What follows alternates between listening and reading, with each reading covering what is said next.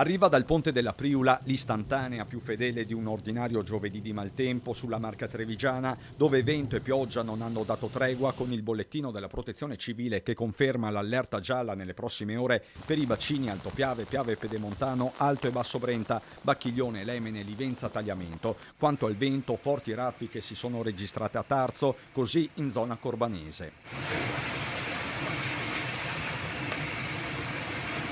A Conegliano, soprattutto nella notte e nella prima mattina, si sono registrati blackout localizzati, mentre davanti all'ospedale, anche se non ci sarebbero collegamenti con il meteo, è esplosa una tubatura dell'acqua con i vigili del fuoco e tecnici di Piave Servizi che hanno lavorato tutta la notte sotto il diluvio. Il timore iniziale era quello che il guasto provocasse l'erosione del manto stradale e quindi problemi di staticità proprio davanti all'ingresso del pronto soccorso. Pericolo scongiurato, assicura il vice sindaco Claudio Toppanna, che ringrazia le squadre intervenute. Poco più a nord, a Vittorio Veneto, sorvegliate speciali le frane che si erano aperte con le ondate di maltempo dell'ultimo biennio. I nostri tecnici stanno facendo dei sopralluoghi in tutto il territorio. Al momento non ci sono criticità principali, tranne la zona delle perdonanze che è attenzionata con un sopralluogo preciso. Tra l'altro abbiamo anche attivato il Genio Civile che nelle prossime ore farà un sopralluogo. E le condizioni meteo non hanno aiutato il deflusso regolare del traffico tra Onigo di Pederobbe e Cornuda, i due centri che in questi giorni stanno pagando lo scotto delle deviazioni in Feltrina